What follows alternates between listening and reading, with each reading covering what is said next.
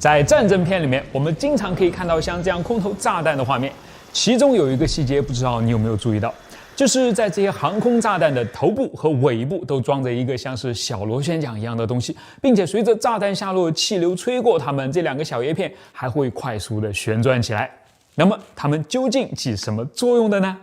我是百科全书火箭叔，今天我们就一起来把它们弄明白。先把答案丢给你啊，它们是炸弹的引信。所以引信最明显的目的就是要让炸弹爆炸的哦。对的，但它还有另外一个可能更加重要，却是很反直觉的目的，就是让炸弹不要爆炸。这又是怎么回事呢？所以今天的视频也会分成3个部分来把这件事讲给大家听。第一，为什么航空炸弹上面要用这样长得像是一个小螺旋桨的东西来当引信呢？第二，这样的引信具体是怎么工作的？第三，为什么一个还不够，非要装2个呢？好，下面我们就进入主题啊。回到我们一开始说的引信的2个目的上面来，一个是使炸弹爆炸，这个太显而易见了，我们就不必再多说了。另一个是使炸弹不要爆炸，该怎么理解？准确讲应该是防止炸弹在离开飞机之前就爆炸。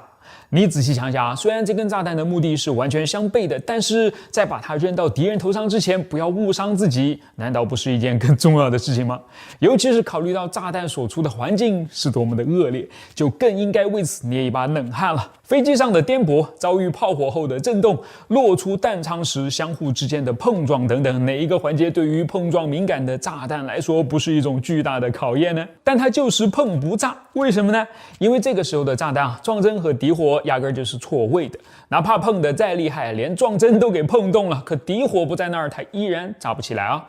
只有当炸弹被扔出弹仓之后，它才有可能重获爆炸的自由，而这份自由呢，就是由这个小小的螺旋桨交到它手里面的。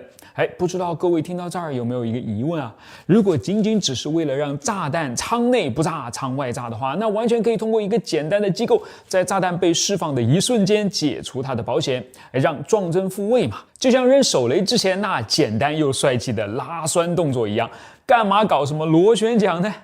实际上飞机上的拉栓动作有的，但螺旋桨的地位也是不可替代的。为什么呢？因为螺旋桨建立起了一个无法越过的、几乎不会产生任何差错的起爆前提。举个例子，要是用普通的保险栓，在炸弹出舱之后就立刻解除保险，那万一在地毯式轰炸时一口气扔了太多炸弹，它们一出去就纠缠到了一起，然后不小心就撞炸了，怎么办？你说此时它是离自己人更近呢，还是离敌人更近呢？所以这种情况是要绝对避免的。而螺旋桨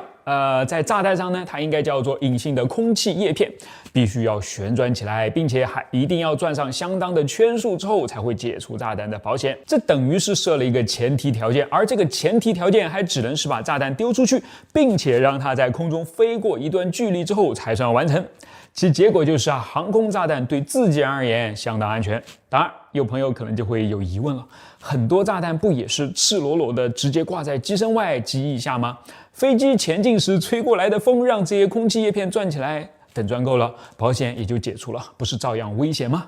所以我刚才说了，飞机扔炸弹时呢，也是要拉一下栓的。具体来讲，当炸弹还没有被扔下去时，引信上的空气叶片是被一个安全插销固定着的。这个插销的一端通过一根线与飞机相连。当炸弹投下时呢，线还留在飞机上，于是插销就被自动拔掉了，叶片也就可以自由的转动了。当炸弹下落，空气往上吹时，引信上的叶片也被吹得快速旋转了起来。连着叶片的是一个最高可以达到1000倍的减速齿轮机构，而减速齿轮用来驱动装着撞针的套筒往外走，慢慢的撞针外移来到激发位置。与此同时一个巧妙的机械结构也让原本与撞针不在一条直线上的敌火进入到撞针的视线范围，一场轰轰烈烈的爆炸于是便一触即发了。完成这些准备工作，到底是需要空气叶片旋转几百圈、几千圈，还是几万、几十万圈呢？取决于不同的炸弹和不同的目的。所以你会看到，有些炸弹落地即爆，而有些炸弹呢，落地后还需要等一会儿再爆。等一会儿再爆的那种叫做延时引信，它还有更复杂的结构。如果大家感兴趣的话呢，我以后会专门做一期来讲一讲的。现在还是让我来回答我们今天提出的第3个问题：引信装1个还不够吗？为什么还分别要在鼻子上和尾巴上各装1个呢？它的目的是可以让投弹手有更多的选择。一般来说，炸弹鼻子上装着的都是非延时或者是延时很短，最多也就延时几秒的引信，而炸弹尾巴上装着的则通常是可以延时更长的引信，从数分钟到100多个小时不等。这2个引信的空气叶片上都插着安全销，而安全销都用绳子连在飞机上，投弹手可以选择让炸弹飞出去时扯下或者不扯下谁的安全销。我们还是举个例子来说明啊。假如一枚炸弹的鼻子上装着的是一个非延时的引信，而尾巴上装着的是一个延时5秒的引信。好，装着它的轰炸机呢出去执行任务了。这次的目标是敌人的一个机场。如果飞过去一看，飞机都整整齐齐的停在停机坪和跑道上，那就在投弹时把炸弹上的安全销都扯掉，或者是呢只扯掉鼻子上的引信的安全销，这样炸弹触地即炸，给敌人停在露天地面上的飞机造成了最大的伤害。而如果飞过去一看，飞机都装在机库里面，那就只扯掉尾巴上的引信的安全销，让炸弹在碰到机库屋顶时不会爆炸，而是在砸穿屋顶落入机库后再爆炸，使伤害效果最大化。要我说，这看起来挺草率的2根绳子，其实真的妙到不行啊！好了，以上就是今天的内容。如果你喜欢的话，就点赞关注，然后转发给更多的朋友看吧。我是火箭叔，把不一样的科学知识讲给你听。爆炸会产生冲击波，但其实开炮也同样会产生冲击波。它的威力有多大呢？能够团灭一整艘战舰。1944年2战已经到了后期，但此时的太平洋上呢，美国和日本还在血战到底。10月20日，美军开始了他们进攻菲律宾的计划，因此人类有史以来规模最大的海战莱特湾海战呢便爆发了。日军其实对此早有准备，他迅速将巨型战列舰武藏号编入了其主力舰队，试图突入美军的阵地。武藏号是日本大和级战列舰的2号舰，其满载排水量呢超过了7万吨，为当时战舰之最。而另外一个更加引人瞩目的就是其配置的3座3联装，共9门口径达到了460毫米的巨炮了。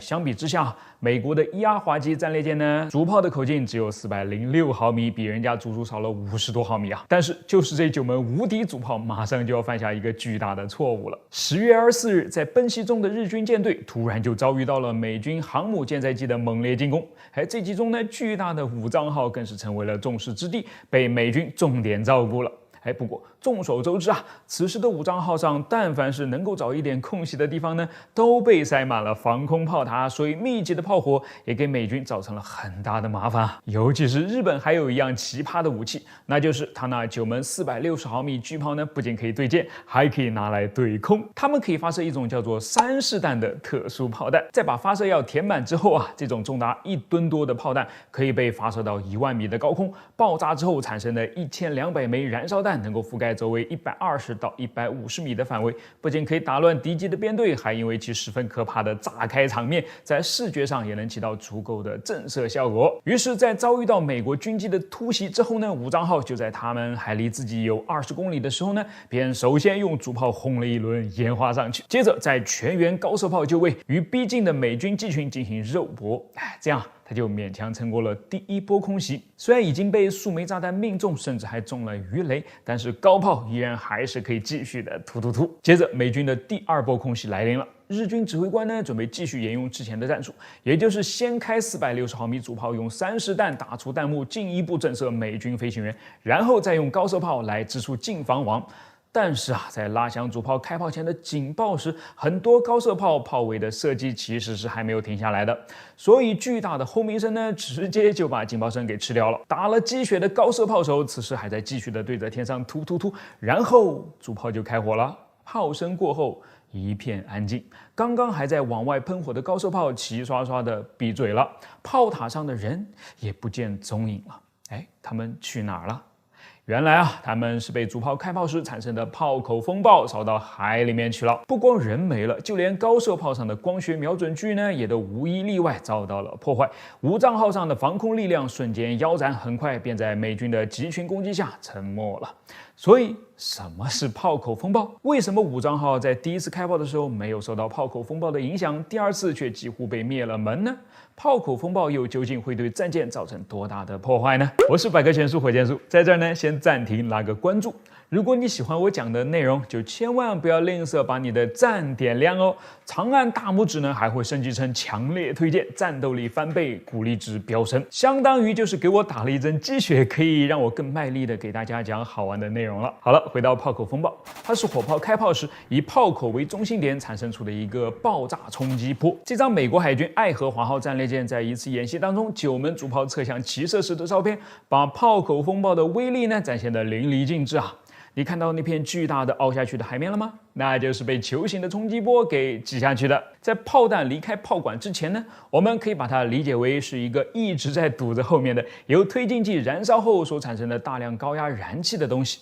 这个时候呢，爆炸的威力还没有体现出来啊，直到炮弹离开炮口，塞子没了，憋着一肚子气的高压燃气才在瞬间喷涌而出，带着巨大的能量，以超音速的冲击波形式呢，迅速扩散开去，所到之处满目疮痍，甚至通常情况下，它还会快过炮弹本身，以至于对炮弹的飞行动力学都还要产生影响呢，真是个很麻烦的东西啊！战列舰上的主炮呢，口径都无比巨大，可以想象这样的炮口风暴就更加明显了。有记录显示啊，当年英国海军罗德尼号战列舰对战德国海军俾斯麦号时，就因为自己主炮所带来的炮口风暴，对船体造成了不小的损坏。比如整艘战舰卫生间里面的水管都爆裂了，船首的甲板呢也破裂了，连很多地方的横梁呢都被震断了，多个舱室被淹，设备松动，家具也飞得到处都是，简直是现身说法的告诉我们怎么通过开炮来自己玩死自己啊！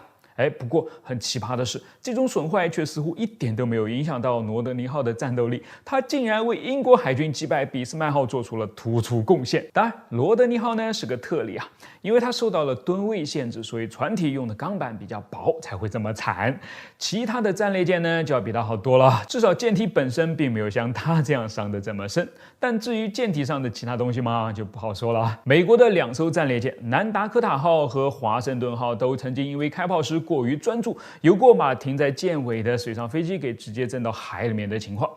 而到了武藏号这里呢，它装的可是比美国人口径更大的460毫米主炮，那肯定会带来强烈的多的炮口风暴啊。但到底又能强烈到哪儿呢？干脆做个实验好了。于是日本人就在1942年武藏号刚刚建造完毕之后呢，进行了一次火炮试射。他们先是清空了整个甲板，然后在上面放上很多装有焊塔的笼子。在9炮齐射之后，他们的眼前是这样一番惨烈的场景啊！一半的笼子被炮口风暴吹飞了，剩下一半的笼子里面焊塔也是非死即残，可见威力相当惊人啊！于是，在这种情况下呢，武藏号上的高射炮位都被设置成了带有装甲板防护的全封闭式的，这应该就没有问题了吧？但是从1943年起，美军的空袭呢越来越频繁了。为了应对这个威胁啊，日本人不得不见缝插针的又在武藏号上增设了很多座高射炮台，因为空间有限嘛，这个时候的装甲防护呢就装不上了。那接下来在操作高炮的时候，要是主炮开火，岂不直接就暴露在了炮口风暴之下了吗？于是日本人又想了一招，在每个炮位上都安装一个开炮警报器，一旦警报拉响，高射炮手便要立刻撤回舰内，同时还不要忘了把高射炮上的瞄准镜一起拆下来带回去才行啊。1944年的10月24日呢，武藏号在第一次对天齐射烟花的时候，拉响的警报声响彻全舰，所有人于是都安全的躲起来了。但是第2次嘛，由于高炮射的正酣，哪里能够听得见什么警报声呢？于是上一秒还在激情万丈，下一秒就直接见了龙王。美军战斗机上的飞行员估计也是吃了一大惊的。好了，这就是炮口风暴。舰炮有，坦克炮有，榴弹炮有，就连迫击炮也是有的。你有没有亲身感受过呢？我是火箭叔，关注我，把不一样的科学故事讲给你听。这是一枚响尾蛇空对空导弹，产量世界第一。自1956年服役以来，已经发展出了4代几十种型号了。但除了最新一代以外，在这之前所有的响尾蛇导弹略显夸张的梯形尾翼底部都装着这样一个小齿轮。它究竟是干什么的？我是百科全书火箭叔，今天我们就来聊聊它。它呢叫做陀螺舵，能够防止导弹发生滚转，从而有效的保证射击精度。那么它又是如何做到的呢？下面我们就开始来解释。首先导弹是一个飞行器，跟所有飞行器一样，也是通过3个轴来进行飞行姿态控制的。拿飞机来举例这3个轴分别是与机翼平行的横轴、垂直于地面的垂直轴和穿过机身头尾的纵向轴了。我们可以通过操纵飞机的水平尾翼、垂直尾翼和机翼上面的副翼来控制飞机在这3个轴上的姿态，从而实现俯仰、偏航和滚转。到了导弹身上呢，这几个翼并没有消失，只是发生了一些变化而已。导弹依然还是要使用它们来控制自己在空中的飞行。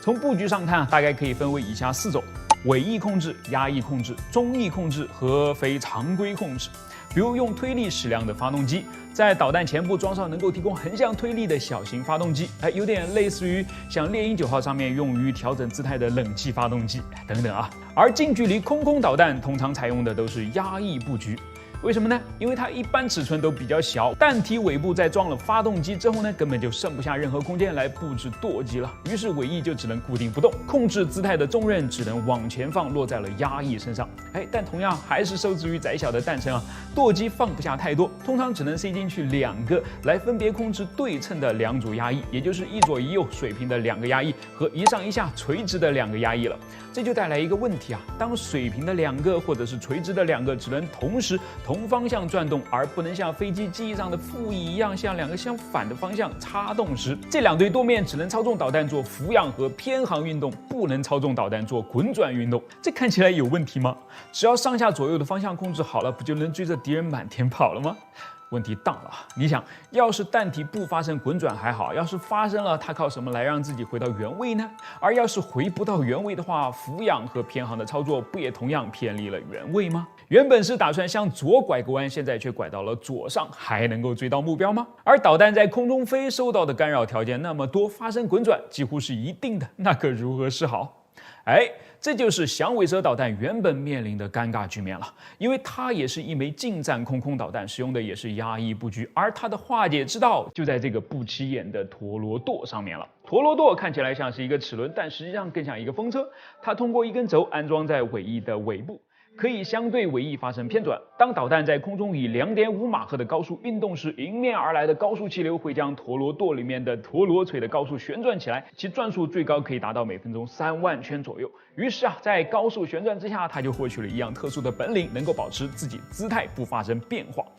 好像也没那么特殊啊，每一个骑上自行车的人同样也会被物理规律加上这么一个外挂。所以呢，回到装了陀螺舵的响尾蛇上面，当它没有发生滚转时，陀螺舵与尾翼保持平行，两者合二为一，看起来就是一片完整的舵面。而当导弹受到外界影响发生滚转时，不能动的尾翼自然会随着弹身一起滚起来，但是高速旋转下的陀螺舵却能够继续保持自己原来的姿态。于是相对于尾翼平面呢，它就发生了偏转，形成了一个新的舵面，产生出一个新的力矩。这个力矩的方向恰好跟导弹滚转的方向相反，所以能够抑制导弹的滚转，把之前转出去的给扭回来，超级巧妙，有没有？它就是一个纯机械的玩意儿，只会在导弹发生滚转时被动介入工作，极大的简化了导弹的姿态控制系统。可以说，要是没有它，也就不会有满世界飞的响尾蛇导弹了。当然，这种陀螺舵不光只是装在了前面几代的响尾蛇上，在其他很多的短程空导弹中呢，也都能见到它的身影。